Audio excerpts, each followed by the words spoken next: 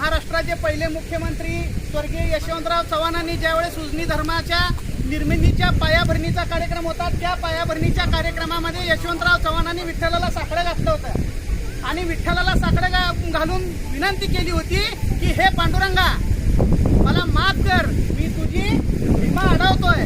पण कशासाठी अडवतोय? या सोलापूर जिल्ह्यातल्या प्रत्येक शेतकऱ्याच्या आयुष्यामध्ये हिरवळ येण्यासाठी, या शेतकऱ्याच्या प्रत्येक आयुष्यामध्ये समृद्धी येण्यासाठी मी तुझी भीमा अडवतोय.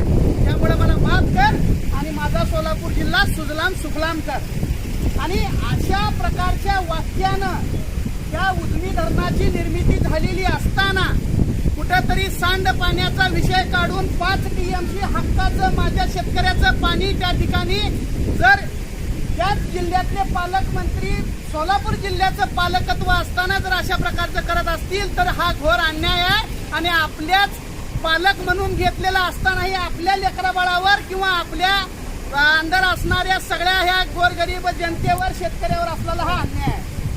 महेशराव, एक सगळ्यात महत्वाचा विषय आहे. हे छत्रपती शिवाजी महाराजांचा महाराष्ट्र आहे. आज महाराष्ट्र दिन आहे आणि ही शिनाबाई, माझी भीमाई ही माझी आई आहे. आणि माझ्या आईच्या पाण्याला म्हणजेच माझ्या आईच्या पदराला हात घालणाऱ्याची काय अवस्था होते ही रांजाच्या पाटलाच्या भूमिकेतनं त्या ठिकाणी तेव्हापासून इतिहासात जागृत आहे.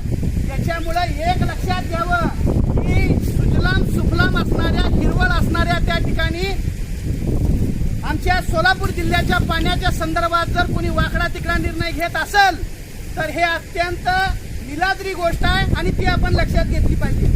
आताच मी काय जलसंपदा विभागाच्या वरिष्ठ अधिकाऱ्यांशी चर्चा करत होतो. सोलापूर जिल्ह्यामधली एकरूप उपसा सिंचन योजना अजून प्रलंबित आहे. शिरापूर उपसा सिंचन योजना अजून अपूर्ण आहे. त्या ठिकाणी अजून वाफळे भागात असेल, आष्टी उपसा सिंचन असेल, ह्या योजना अजून अपूर्ण आहेत. आणि अशा योजना सोलापूर जिल्ह्यातल्या अपूर्ण असताना उजनीच्या पाण्यावर सोलापूर जिल्ह्याची ताण भागत नसताना सुद्धा जर तुम्ही आमच्या तोंडचं पाणी जर पळवून नेत असाल आणि आमच्या चुलीत जर पाणी वतत असाल तर तुमच्या चुलीत वल्ली लाकडं घालून तुमच्या डोळ्यात धूर घातल्याशिवाय हा महाराष्ट्रातला शेतकरी गप्प बसणार नाही. सगळ्यात महत्वाचा विषय हा आहे की आता इथनं पुढे कोणत्या पद्धतीनं आपल्याला जायचं आहे. नागेशजींची आत्ताच माझी चर्चा चालू होती. या संदर्भामध्ये जलसंपदा विभागाची महत्वाची कागदपत्र काढण्याची प्रक्रिया नागेशजी आपण चालू करतोय. आणि या संदर्भामध्ये राज्याचा त्या ठिकाणी लवादाचा वाद असेल, पाण्याच्या केंद्राचा लवादाचा वाद असेल, या संदर्भामध्ये आपण इथून पुढे मोठ्या प्रमाणावर आणि अगदी सुसूत्र पद्धतीने त्या ठिकाणी दाद मागणार आहे. आणि एवढंच नाही, या संदर्भामध्ये जर इथं वाद नाही मिटला तर हायकोर्ट असेल, सुप्रीम कोर्ट असेल, तिथपर्यंत ह्या आमच्या हक्काच्या पाण्याचा वाद जाऊन जोपर्यंत यश मिळत नाही तोपर्यंत ही लढाई त्या ठिकाणी चालू राहणार आहे. सगळ्यात महत्वाचा विषय या ठिकाणी मी सांगतो, शेतकरी मित्रांनो, आजपासून अजिबात घाबरायचं नाही. या ठिकाणी माझे पोलीस बंधू आहेत, शेतकऱ्याची लेकरं आहेत, त्यांच्या बी अनाथ पाणी कालवायचं काम ह्या सरकारनं चालू केलंय. त्यामुळे ह्या माझ्या पोलीस बांधवांना सुद्धा या पाण्याची तेवढीच तळमळ आहे. त्यामुळे तुम्ही घाबरायचं नाही. आणि त्याच्याही पुढे जाऊन सांगतो, या ठिकाणी कोणत्याही शेतकरी बांधवावर आज जाहीरपणे सांगतो, नागेशजी बापू, जाहीरपणे सांगतो की या पाण्याचं आंदोलन करत असताना कोणत्याही माझ्या शेतकरी बांधवावर जर कोणताही गुन्हा दाखल झाला तर त्याच्या जामिनाची आणि त्याच्या केसची जबाबदारी आजपासून ॲडव्होकेट श्रीरंग स्वतःच्या खांद्यावर घेतोय, हे लक्षात असावं. आणि त्या संदर्भामध्ये फक्त आता एक लक्षात घ्या, आपण कायम त्या ठिकाणी शांत बसतो, ही वेळ शांत बसायची नाही. हा तुमच्या माझ्या स्वार्थाचा विषय आहे, तुमच्या माझ्या लेकराबाळाच्या पोटा पाण्याचा विषय आहे. मागाशीच माहिती म्हणले की माझं लेकरू 10 वर्षानं मला म्हणाल, अरे तू काय नुसती भाषणच करत बसला काय, पाण्यासाठी आंदोलन केलं का नाही? बरोबर आहे.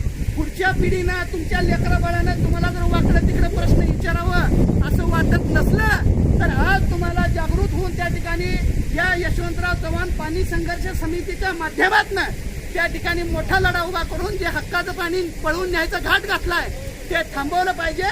आणि सांडपाण्याचा जो विषय आहे, पुण्यापासून उजनी धरण जवळजवळ 150 किलोमीटर लांब आहे. आणि पुण्यावरनं सांडपाणी जर उजनीपर्यंत आलं असतं तर आजपर्यंत भरणे मामानं त्या सांडपाण्याच्या कडेनं शेती घेतली नसती का 150 किलोमीटर मध्ये. तर ही जी काही शब्दांचा छळ आहे, ही शब्दांचा छळ थांबवला पाहिजे. आणि सांडपाण्याची जर एवढीच मामाला गरज आहे तर डायरेक्ट पुण्यामधनं एखादी मोठी पाईपलाईन मंजूर करून पुण्यातलं सांडपाणी थेट त्यांच्या इंदापूरमध्ये नेलं पाहिजे, अशा प्रकारची विनंती मी करतो.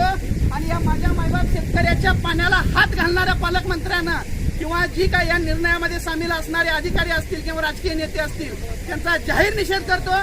इथं उपस्थित राहिलेल्या सगळ्या शेतकऱ्यांचं अभिनंदन करतो. आणि पुन्हा एकदा तेवढ्याच पेशानं आणि तेवढ्याच ऊर्जेनं आपण या ठिकाणी उभं राहू. अरे पाणी आमच्या हक्काचं, नाही कुणाच्या बापाचं. अरे पाणी आमच्या हक्काचं, नाही कुणाच्या बापाचं.